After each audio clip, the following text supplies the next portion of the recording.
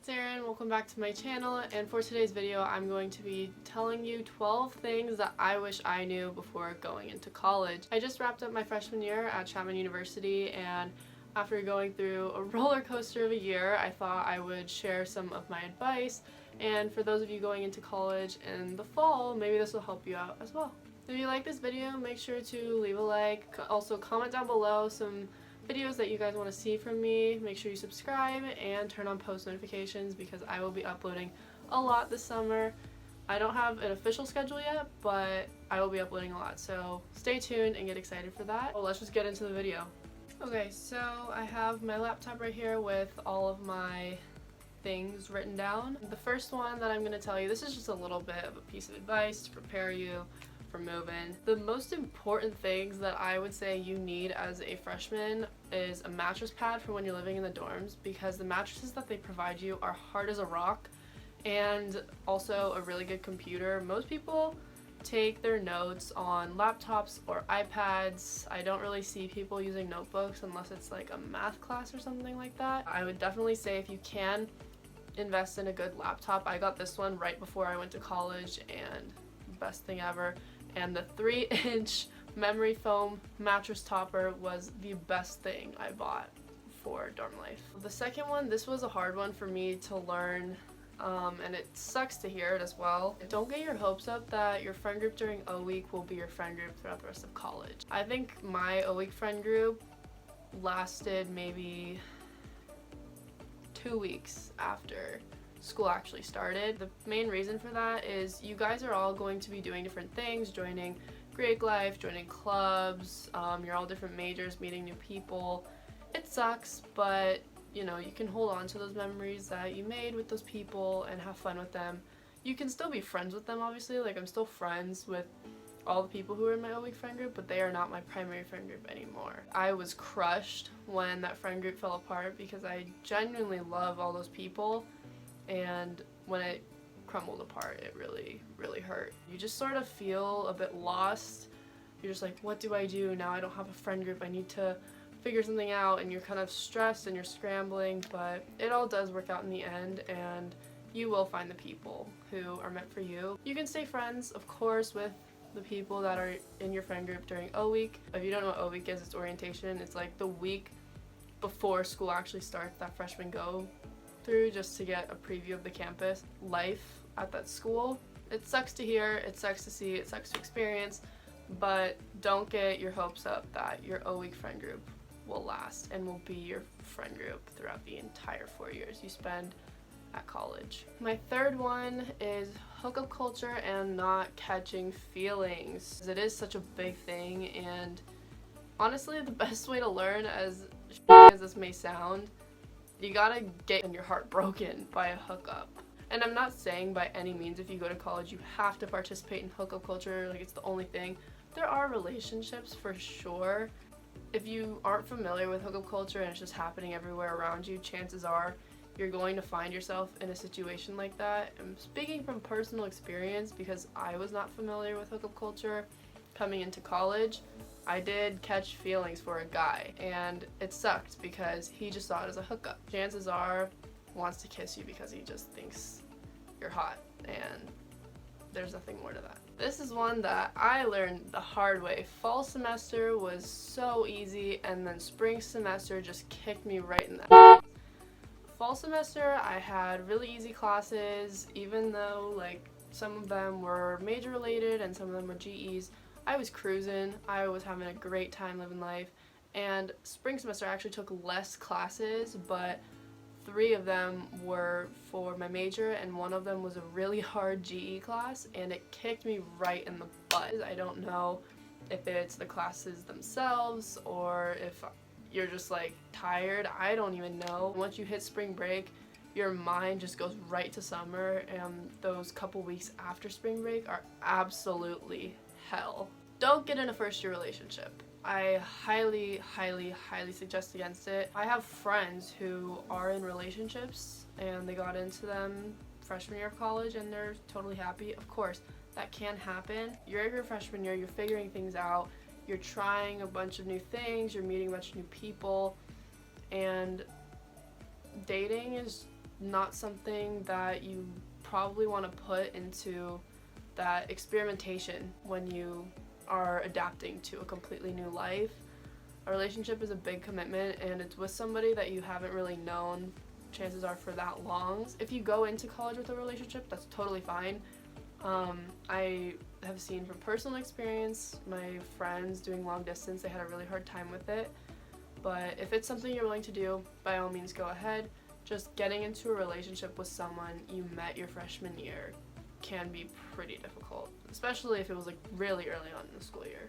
This next piece of advice, I would say don't over dramatize it, but do not become best friends with your roommate. That doesn't mean don't hang out with your roommate. That doesn't mean you shouldn't like your roommate. Of course, you and your roommate need to be friends to be able to live together. I'm very grateful that me and my roommate actually got along very, very well because we didn't end up in the same friend groups, but we were still really good friends.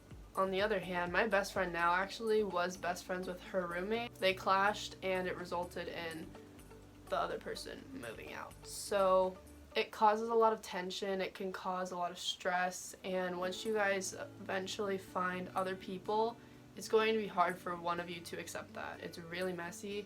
So obviously, be friends with your roommate, you know, treat them well, be respectful about all like the room and just courtesy of being a good roommate. But I would highly, very, very strongly advise against making your roommate your number one best friend. You hear this all the time just in life from everyone you know, but be yourself, and being yourself is how you are going to find your people. The best way to do that is by getting involved, whether that's Greek life, clubs, or university association. I promise you, it's not like high school where everyone wants to fit this certain mold, and if you're not like that, people will not like you. That's how I felt in high school.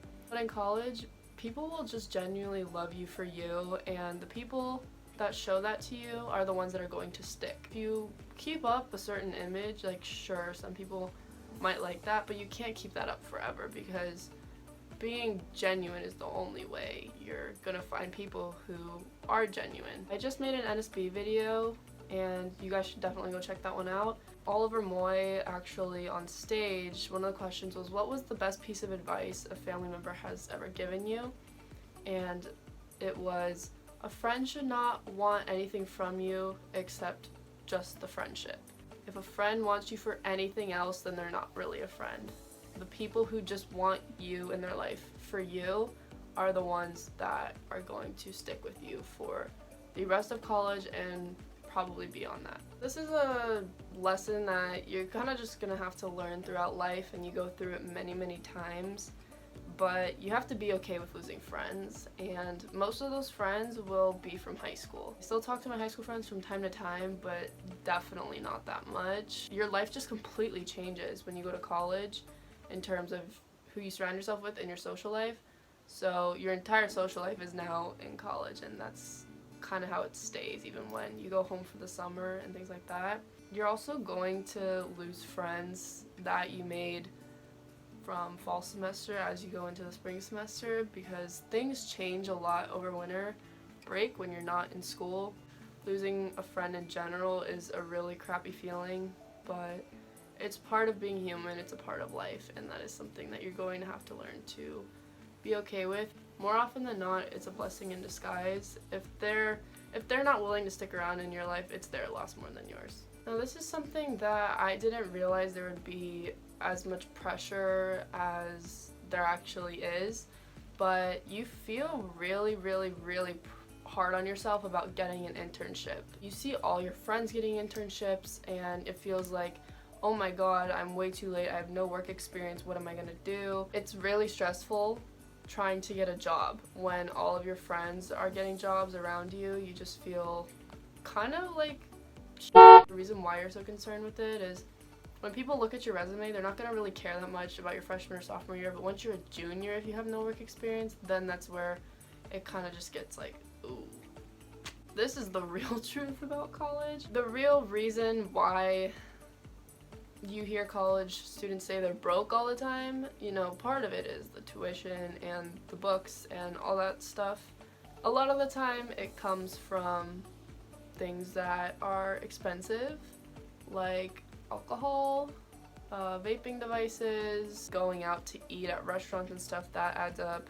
That's the real reason college students are broke. It's not entirely just because of the tuition and things like that. Okay, this one is really important because you will definitely hate yourself later if you don't do this, but hold yourself accountable to go to class. Once you skip one class, you're gonna want to just keep skipping over and over and over and over and over again, and you're not gonna be able to go back. By the time finals rolls around and you went to 3 classes the entire semester, it's not good. It's not a good habit to get in. The last thing I just wanted to address, because I know that this is a big topic when it comes to college, and that's partying and frat misinterpretations. Yes, partying is a big thing on the weekends or around any holidays, especially Halloween. Halloween partying goes literally from smack dead middle of the week to the day of Halloween. You don't have to go to frat parties by any means if the party scene is not really your thing. You don't have to go. Definitely keeping that school life and partying balance matters so much. So personally for me, I focus on school all throughout the week. I don't go out that much and just hang out with my friends on campus, but on the weekends, usually Fridays and Saturdays, I'll go to a frat. The last part that I said with frat misinterpretations, I know there's a lot of fear around girls especially going to frats because of safety reasons. You don't want someone to put something in your drink. I know that safety is a huge fear, and personally for me, every time I've gone to a frat, I never feel unsafe. You bring your own drink, don't drink from anyone else's. The biggest things I want to point out, stay with your friends the entire time. Don't go off somewhere by yourself, especially with a guy. If you take all of those precautionary measures, you're going to feel fine. You're going to most likely be fine. If you actually make friends with guys in the frat, from my experience, you'd feel a lot safer. I tend to stick to the same frats, which is usually Pike, Phi Tau, and Fiji. I know guys in every single one of those frats, so I don't really feel scared that anything's going to happen to me. I've had nothing but a good experience. Alright, so that wraps up today's video. I hope you guys enjoyed watching it and learning some of the things I wish I knew before going into college. Hopefully it helps prepare you mentally before you go for the class of 2022. That will be in a few months, so I wish you the best of luck and I hope you have a great experience. If you like this video, give it a like, comment down below any things that you wish you knew before college to help everybody out, of course, and subscribe and turn on your post notifications because I've been having a lot of fun uploading. Alright, I'll see you in the next video. Bye!